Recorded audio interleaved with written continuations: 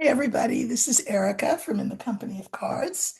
Welcome back. Welcome if you're new on this channel. As you know, if you've been here before, I use Lenormand or Lenormand or Lenormand, however you want to say it, to look at the issues of the day.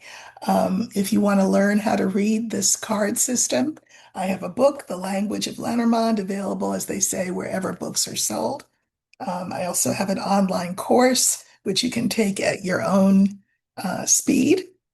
And you can find the deck that I use. There are many gorgeous Lenormand decks out there, but this is the one that I use because it's, my deck. And if you'd like to use my deck or find my deck, there are links right under the video. So just click under the video and you can find links to all of that. Thank you for all your comments and questions and all of your support, your likes, your shares, your hitting the notification bell. I really appreciate all of that. In about 8 weeks, I think, we will be a year old, this channel, and I am delighted at the reception that it's received. So, um, before I get into what I wanted to talk about today, I thought I would address something that I sort of spoke to obliquely in my Substack article yesterday. So if you're not following me on Substack, if you go to In the Company of Cards, I know that's the name of this channel on YouTube, but also over on Substack, which is a writing platform that has nothing to do with YouTube. But if you go to www.substack.com and then look for In the Company of Cards, you can see where I use Lenormand and tarot and an African oracle called the Adinkra to look at issues of the day and then write about them. So I do that every Wednesday. I write an article.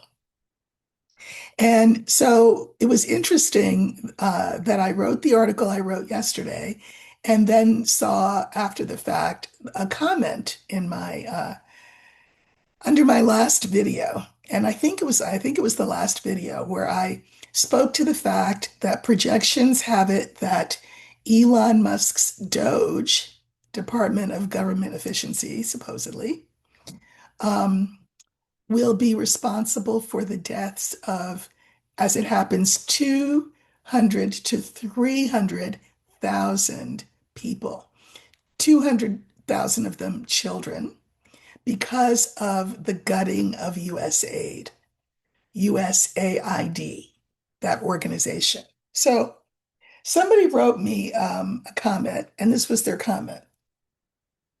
I'm confused by the 200,000 people projected to be unalived by the cutting of USAID. Is that from all wars, cuts to aid, etc.? Or is there a monstrosity I've missed? Please clarify. Okay. This time I will clarify. I will cite my source. But, moving forward, uh, sometimes I give homework that you don't have to do, but I give homework. And sometimes I don't. I read what I read, I say what I say, and it's for you to do your due diligence, entertainment purposes only, as they say. So, why someone would be confused at a projected death count of 200,000 children because of specifically due to Elon Musk's Doge gutting USAID, I don't know why confusion and why I would be asked to clarify. But anyway, it's the shock and awe for me. And this is what I wrote about yesterday in my Substack. I mean, are we really shocked and awed? I don't get that part.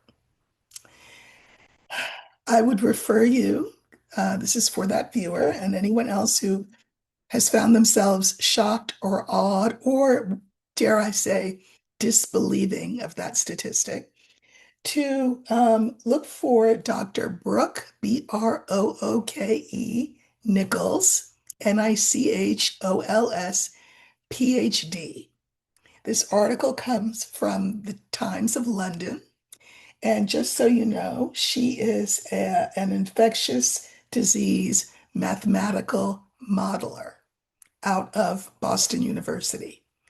She has a bachelor's from Mount Holyoke College.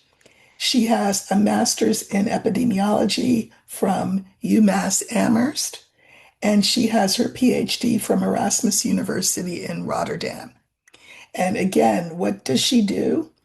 She is a mathematical modeler.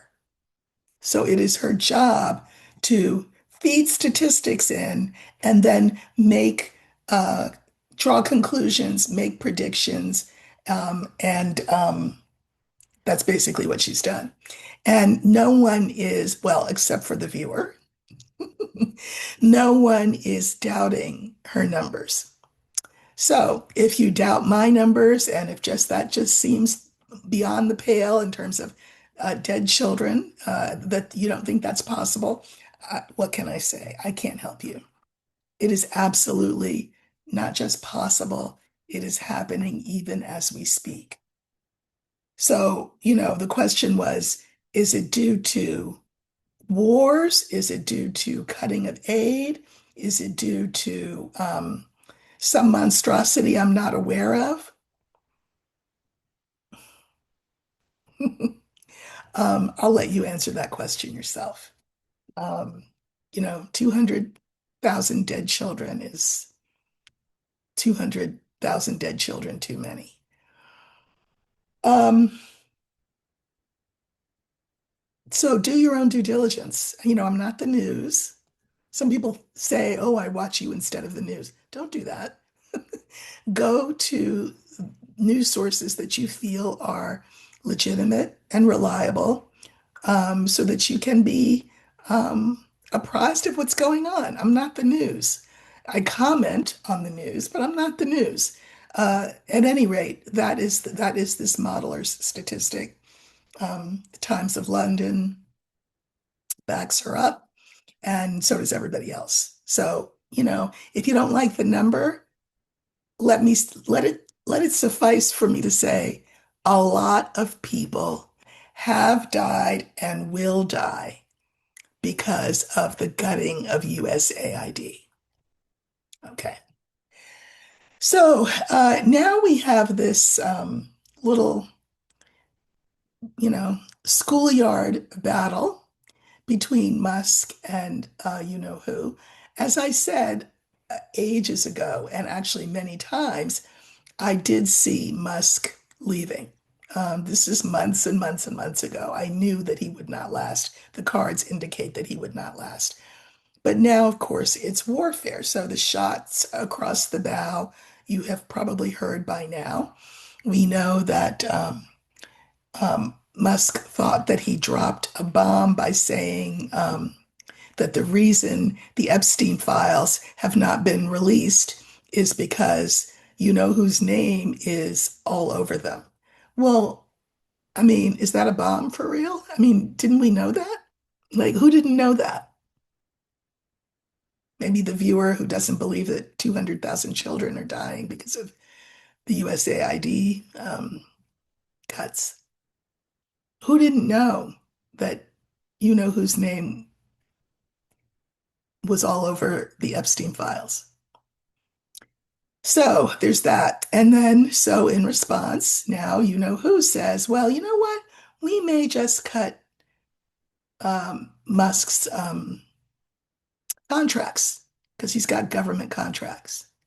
Well, that leaves all kinds of interesting questions out there. Like, okay, so then who's going to be responsible for our satellite program?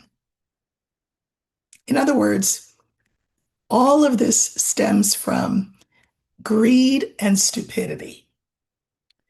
Because Musk is rich, 47 bent the knee to him and gave him the keys to the kingdom, such that people have lost jobs. More than 200,000 people around the world will die.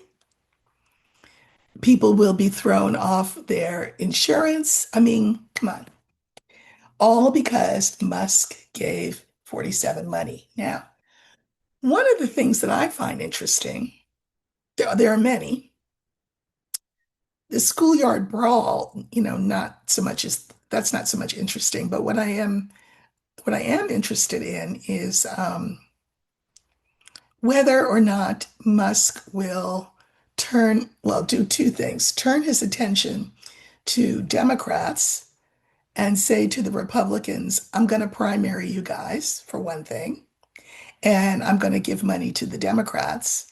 Be interesting to see, well, will the Democrats take the money? And what conditions would be attached to that? The other thing that I find very interesting is Musk saying today, uh, and he's said it before, but saying that if it were not for him, 47 would have lost the election. And what I want to know is, say more, Elon, please. Exactly what do you mean by that? Did you just mean that you donated a lot to the campaign? What about those references that you made to, I don't know, voting machines and satellites? Can we hear a little bit more about that?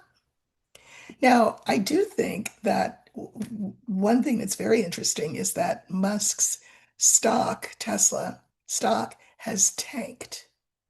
Tanked. Now, of course, the reason it's tanked is that people feel like in retribution, you know who will, do whatever he needs to do to make that stock worthless. So I think Musk. We can just look at Musk first, and I think he will be ruined as far as Tesla is concerned. Um, that does not mean that he can't do damage himself um, as retribution. And we'll all be on the receiving end of that. So there's so much to look at here, right? So I guess the first thing that I want to look at is Musk himself.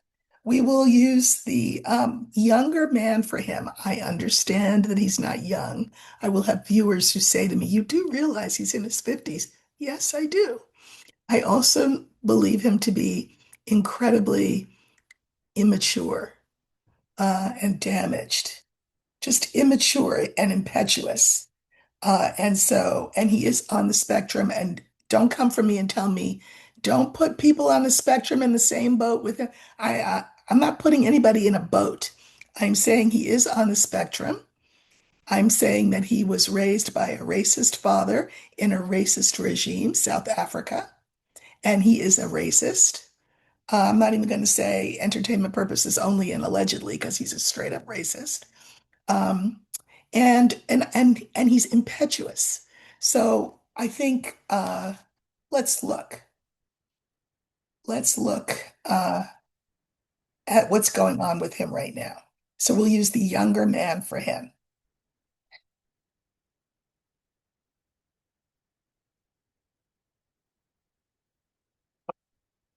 All right, so we're going to use the younger man, and that's going to be Elon, and we just want to see what's around him. Okay, that's him.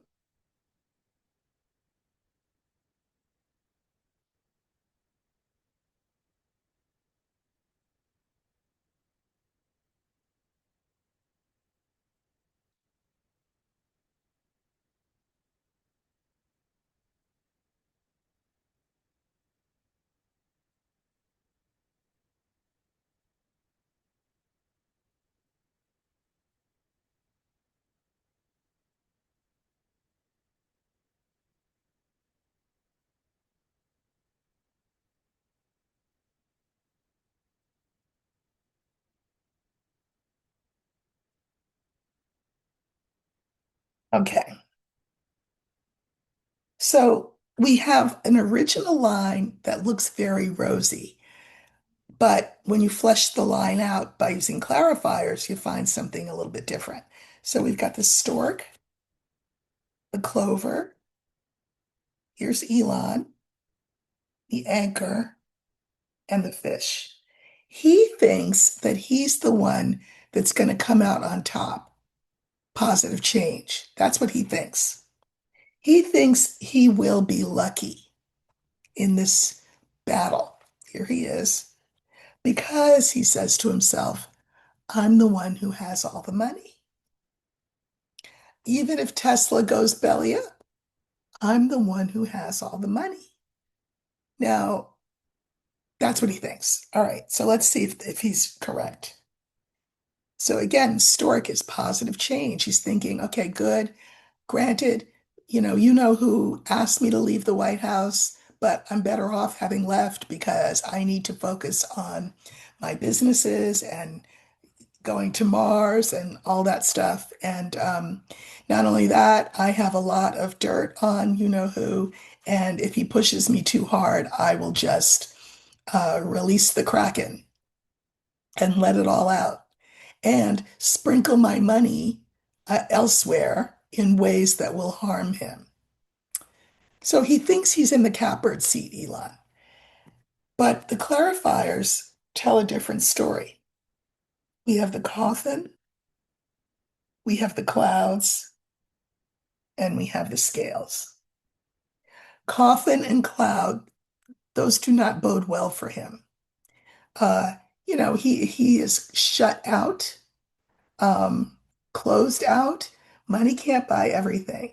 And he is just sort of knee-jerk acting and reacting. Of course, they both are, but we're talking about Elon now. And I think that in the end, he will be made to pay for what he's done. And when I say that, I don't mean by that you know who will make him pay. I think that he will be made to pay by the world, by a justice system that finally gets its act together. And as my mother would say, this won't happen today or tomorrow, but in the fullness of time. Okay, so Clover, remember, he thinks he's going to be lucky. And the clarifiers are the tower, the letter, and the bear. Because listen, he says to himself, I've got all of these government contracts, which makes me a boss. What are they going to do? Take away the Starlink contract? Okay, who's going to keep the satellites up there if not me? He really thinks that he has you know who, and therefore the US government between a rock and a hard place because they gave him the keys to everything. So you can understand why he thinks this, right? Okay, here he is in the center, and the clarifiers for him are the lily, the scythe, and you know who. So any semblance of peace and amity and fraternity between these two men has been severed, probably irrevocably. That's the fact. Okay, now remember these last two cards in the original line, we had the anchor and we had the fish, meaning that what Elon feels is that I'm good, I'm safe, in a safe harbor, at anchor, safe because of my money. That's what he thinks. But the clarifiers for the anchor are the mountain, the child, and the key. So I think that this anchor, remember I always say about the anchor that it's quite the oxymoronic nautical instrument in the sense that it keeps you safe if there's a storm and you're a ship. You want to be, you know, you want to be at berth in what is it, Berth? You want your ship to be in a slip at anchor, safe. But it's also true that an anchor can keep you stuck, sunk at the bottom of the ocean. And sometimes we mistake safety for stuckness or stuckness for safety. I think Elon thinks his money will keep him safe, but I think that his money is going to get stuck and tied up. And um, will in the end be less than he thinks that it's going to be. this key here. When you lose the goodwill of the public and nobody does business with you, you can be as rich as you want to be, but you're in a dungeon of your own making. You've destroyed all the goodwill that the world may have had for you. So I think that he will find out in short order that safety is not what he thought it was. Okay, so here's his money, and the clarifiers are birds, snake, and house. Even as we speak, all the money in the world is not going to stop people from talking. Fact of the matter is, his Tesla stock is tanking. The fact of the matter is, there are people in government who say this guy has too much power. Not to mention that he was unelected, not to mention that he probably fixed the election so that we have the president that we have. There's going to be a lot of buzz that will be problematic for him. Um, and problematic to him in a way that really hurts him, in a way that's really gonna hit him where it hurts, both in terms of money, but more in terms of public opinion. Part of his, I'm gonna call it disability, is that he doesn't understand why people don't like him. Like, why wouldn't you like him? He's saving everybody money. Why would you, set his cars on fire? That's not nice. Meanwhile, let me just remind you, 200,000 children. So this is going to really hit him where it hurts in his gut. And remember that fish is not just money, it's also emotion. And his self-worth is tied up both with his money, how much money he has, as well as um, his investment in people having a good opinion of him. And I think that people are talking about um, hastening his undoing. That's what I think. So he will meet no good end. Um,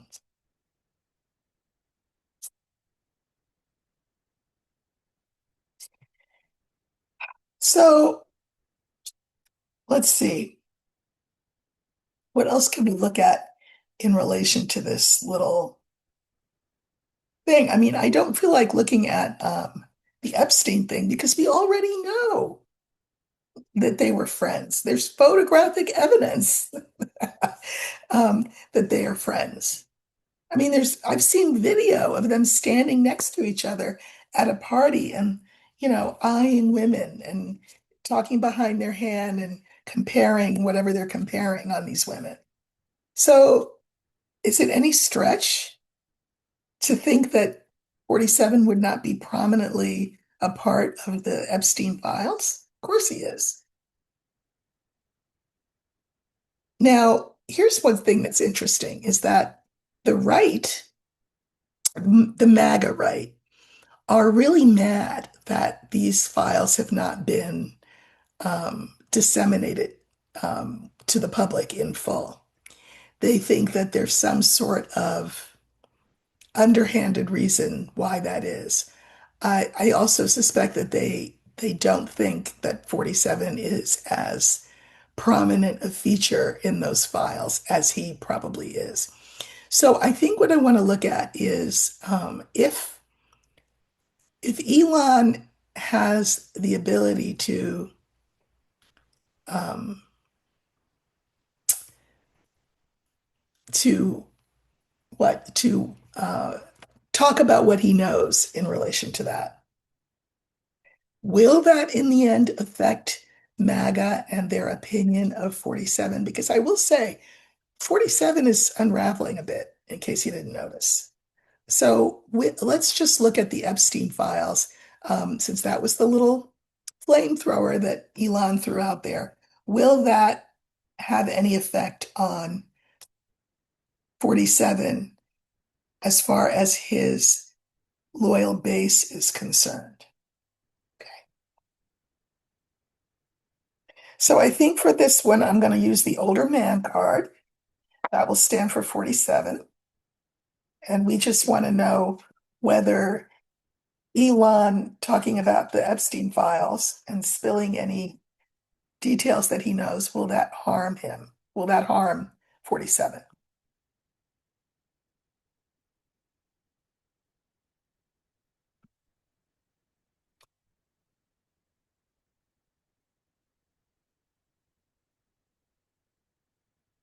Okay, so we have the bouquet, we have the scales, we have 47, the birds again, and the garden.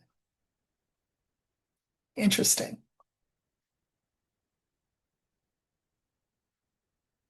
I'm not going to pull cards on everything, but I am going to pull cards on a few things like,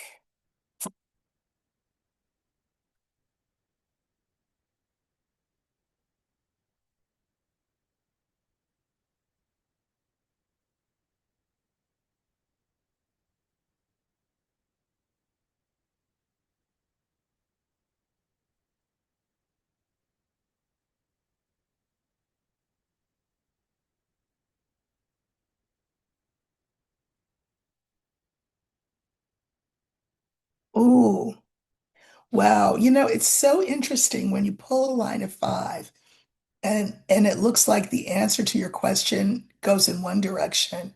And then you pull clarifiers and you're like, oh, sometimes the cliff notes don't tell the whole story. That's why you want to read the whole book, says the English teacher. All right. So the question, if you recall, was, will Elon's comment about the Epstein files and any subsequent revelations that he might make about 47's connection to the Epstein files, what effect will that have on 47? So we have the bouquet, the scales. 47 was my significator. And then we have birds and we have garden.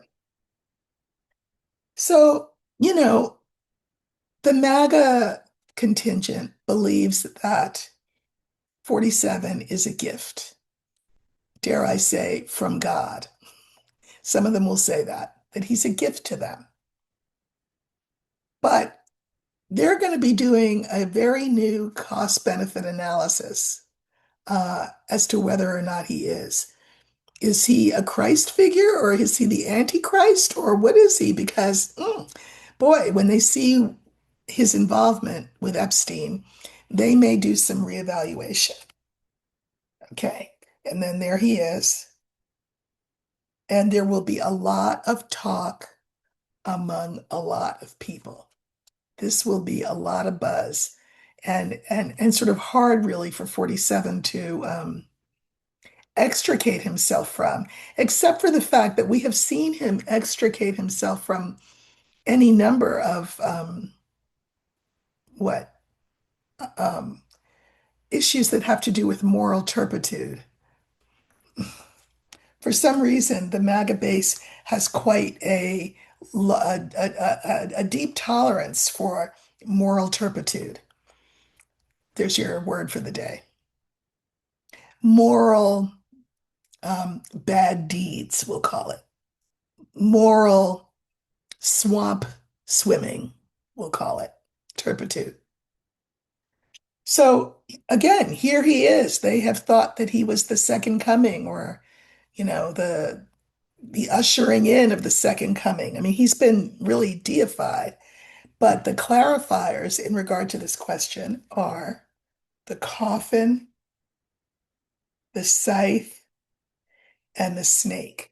I think this will be a relatively slow unraveling, but if you recall, when I did my little 3 month um, projection, uh, June, July, August, by August, I saw 47 really having a rough road. I think physically, and I think in terms of the electorate.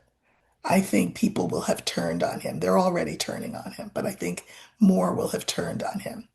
And with a coffin, a scythe, and a snake, I mean, you can't get much worse, especially when it's attached to this. He's a gift, or is he the opposite of a gift?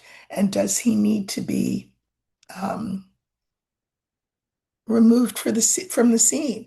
Whether that's 25th Amendmented, whether it's somebody trying something, an ear event to accept the real thing, if you know what I mean. Um, whether it's storming of Versailles by all of us, whatever it's going to be, it's not good for him. None of what's coming down the pike is good for him. I didn't pull any cards on this scales card because I think it's self-explanatory. People will do a reevaluation in their minds of who he is because it's not just going to be Epstein, right? Remember, at the same time, people will be losing their health care. People won't be able to afford food. We get towards the end of the summer, people will start to go back to school shopping and won't be able to afford clothes for their kids, you know, and school supplies. And then we move in because of the tariffs, and then we move into the Christmas season and, one doll instead of two, as opposed to the two instead of 30 that he's talking about. People are going to rejudge their cost benefit conclusions about this guy. Here he is. This is 47. And the clarifiers are the tower, the fox, and the mountain. I think that people will see his time in government as, how can I put this? As the con that it was. Remember, the fox, among other things, there's many good things that the fox is, but here he's a con artist. He's a snake oil salesman, and he gets high on his own supply. So he will find himself locked. There's not going to be a lot that he'll be able to say that will make people say, oh, okay, well, let's give him a pass. I think, he's the boy that cried wolf, and it will have been one too many times. And I think that people will say no mas to him. Here's everybody talking and meeting, including his cabinet, including Vance, who is chomping at the bit to get the big seat behind the Resolute desk, uh, talking about going another way away from 47. Um, and his support being eroded, his support among the MAGA crowd being eroded, and people deciding to move away from him and go another way. I mean, not for nothing. Don't get too excited because we've got Richard Vogt and uh, um, Peter Thiel and Project 2025 waiting in the wings. So, just saying. Fifth card was the garden. This is people. People feeling some type of way, having a lot of feelings about this guy, and they're not good. At the very least, these are doubts that people will begin to have about him. Not just begin to have, but the doubts about him will increase and grow.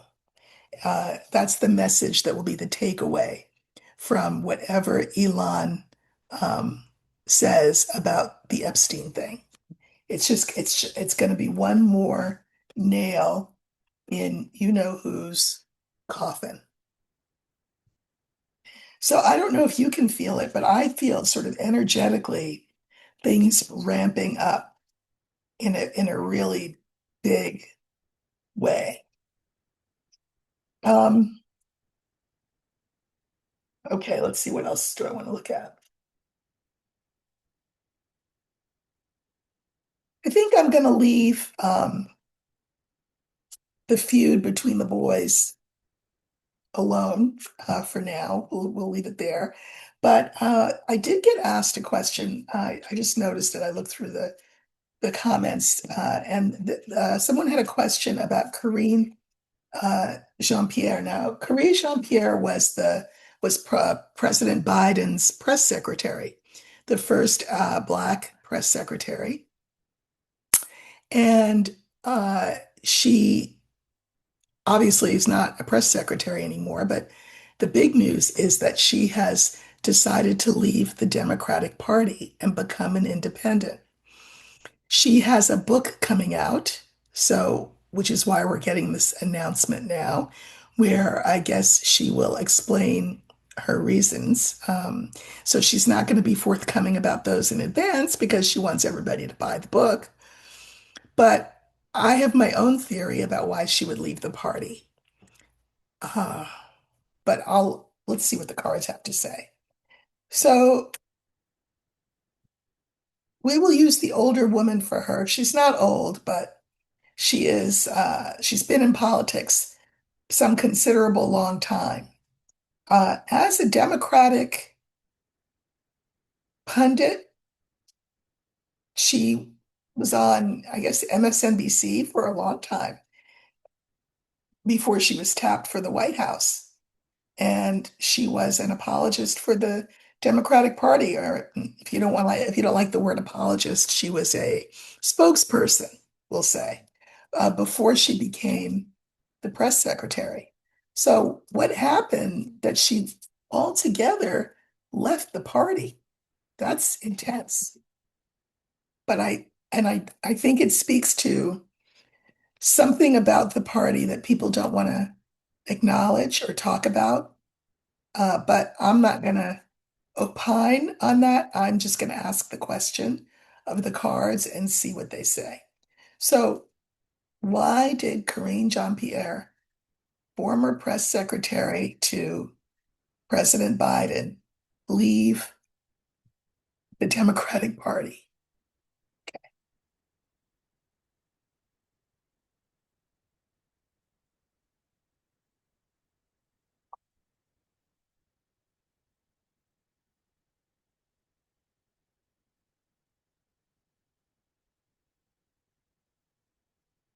So this will be Karine Jean-Pierre.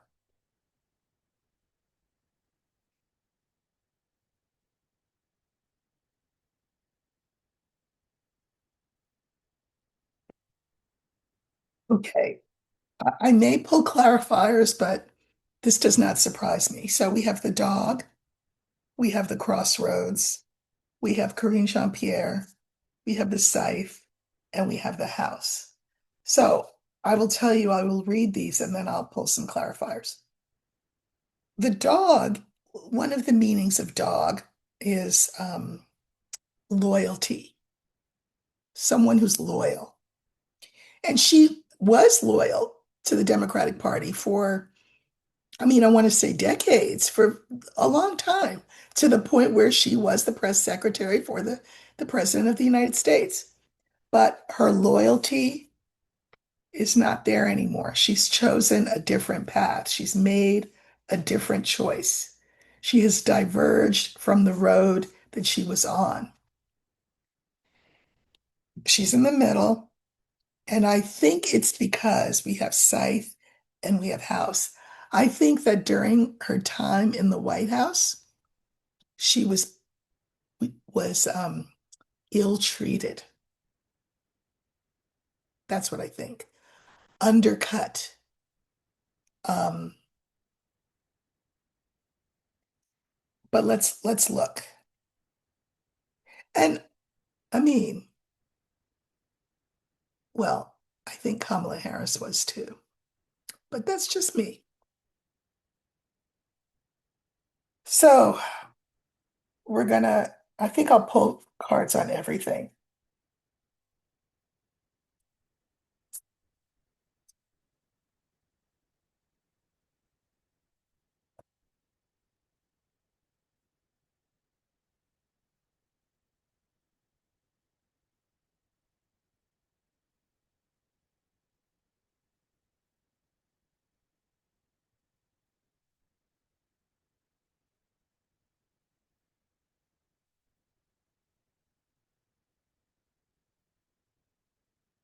Okay. So here she is, loyal, a party loyalist, right? Clarifiers for this. The ring, and this is also a card, by the way, for loyalty, right? Commitment, right? So these two together, she was all in for the party until she wasn't.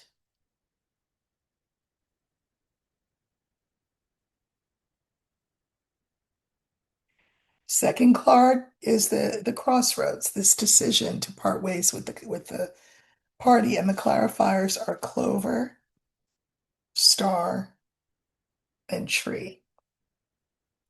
So there could very well have been a precipitating event, but I also think it was the precipitating event was probably the last in a long line of events that she found demeaning. And as she looked at her future in the party, she probably thought, I mean, do I have one? Because I think something happened that tipped her over the edge. But point is that I think she was on the edge for a while. This is not a decision that was made lightly. This is over a long period of time.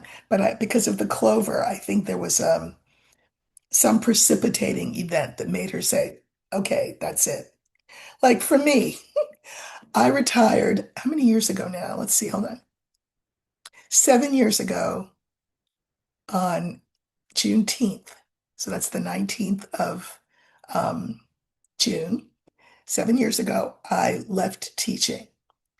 And I could have stayed on, stayed out the week, that last week. But I just decided it's Juneteenth.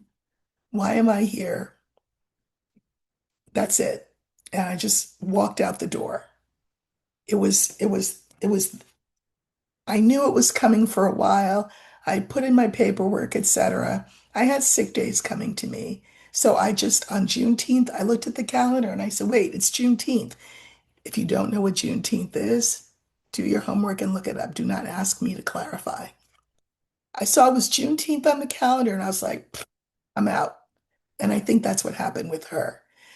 There was a lot of thought that went into this, but I feel like there was a precipitating event that made her say, bye. Uh, so here she is. We have the letter, the clouds, and the child. So this is Karine Jean-Pierre. I don't know. There's some paperwork thing um, that probably had to do with, again, what people thought her future should be in the party. And she's like, wait, what? This seems like a come down. Why am I being demoted? I was the press secretary to the president. Why? I don't get it. Why am I being shunted to the side? Child card. Why am I being relegated to the wings? What's up with that? And that really made her doubt whether this organization that she had spent her whole professional life upholding and defending was really all it was cracked up to be. We have the scythe, and then we have the heart, the young woman, and the garden. This again tells me it was some precipitating event, something that happened that was really soul crushing to her. Uh, some action taken, some words spoken, something communicated to her that was really painful. And she said, you know what? The world is wide and I'm still young. So I'm going to do some other things. I am not going to keep myself tethered to this party. If they don't respect me, I'm not going to stay where I'm not wanted. Here we have the house, which is our fifth card. Clarifiers are the young man, the moon, and the fish.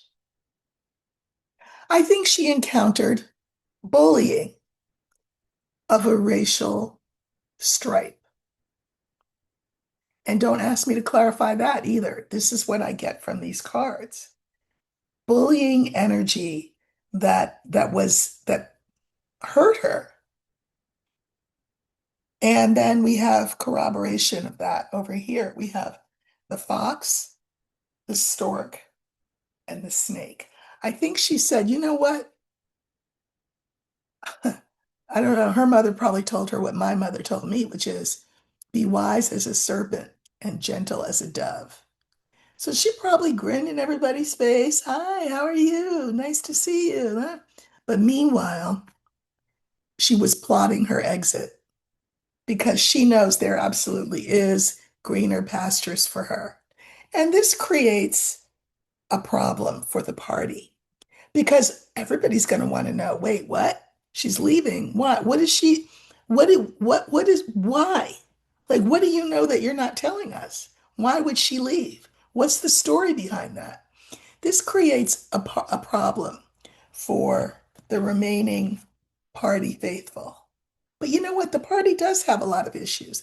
Do you recall when you know who came into office and he'd been there for a minute and everybody was like to the Democratic Party, what are you going to do? What's your response? And their official response was, well, give us time. Give you time. I feel like this was January. They had time. They had the same time the rest of us had from the beginning of November, all through December, all through most of January. And they're talking about give us time. For what? What, where is their response to everything that's going on? So, there's a lot of speculation that moving forward, the two-party system is not going to be the way we operate. That maybe we need to look to other parts of the world. For example, the ones that have coalition governments, where in order to get things done, extremism can't be a thing, and cool heads have to prevail if things are going to work. This binary understanding that we have, by the way, about everything in this country, right? Red or blue, black or white, north or south. You know what I mean? It's not accurate and it doesn't work. And if she's going to be an independent, that's interesting. So, um, one last question I thought I would look at. So we know that you know who had a conversation, I don't know, it's an hour or two long, as they always are, with Putin.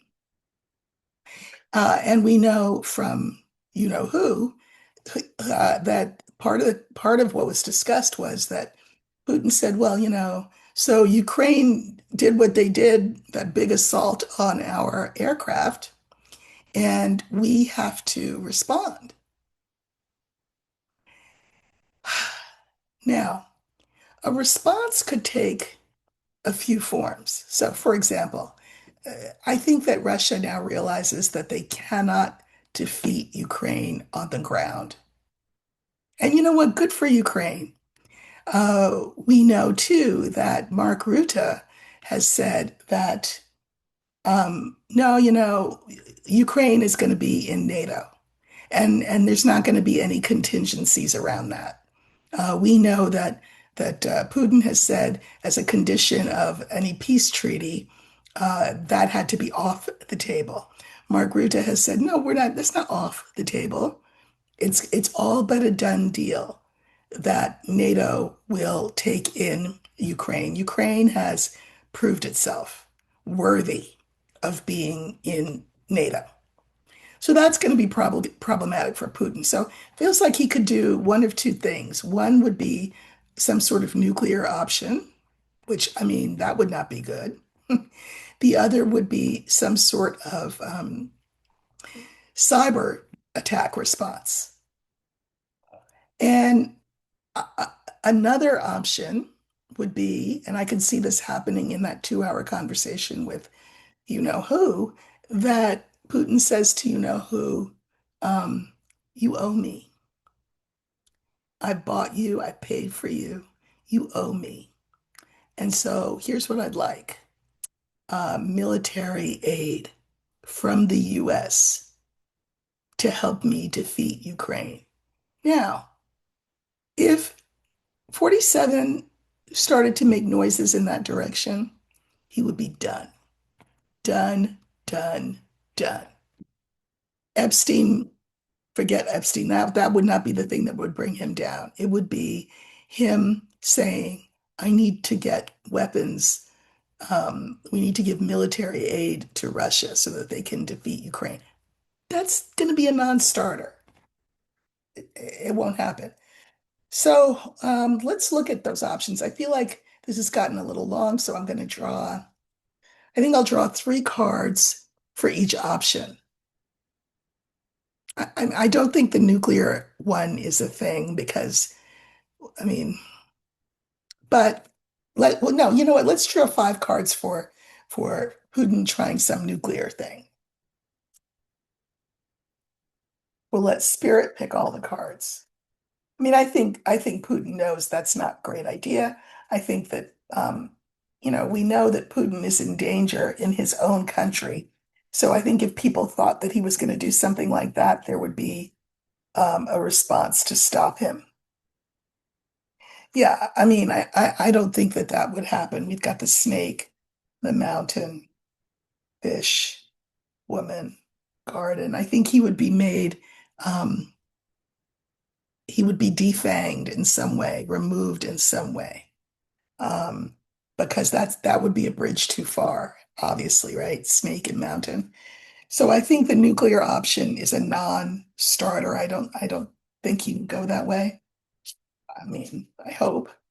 Uh, the real question is, I'm pretty sure he would do some kind of cyber attack. I don't even think I need to look at that. Uh, I want to know if he will ask or has asked, either one, um, you know who, for military aid of some kind. Okay, now I have a reading to go to in a couple of minutes, so I'm gonna make this quick. Okay. Did Putin ask Trump to lay the groundwork for providing him with military assistance to defeat Ukraine, which will be a death knell for both men, by the way, should that be the case?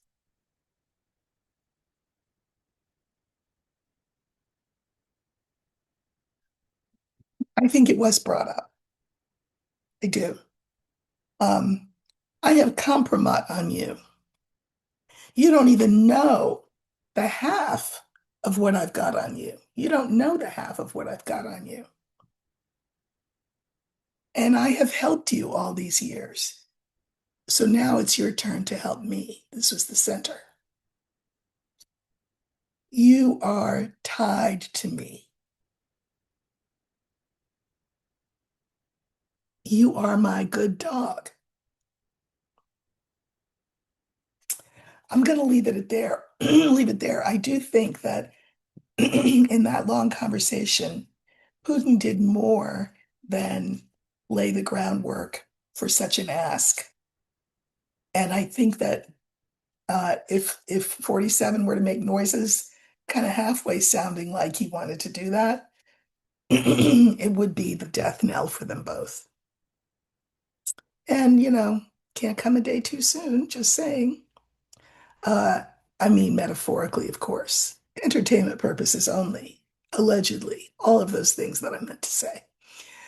All right, you all. Have a great Thursday, and I will see you very soon. Take care.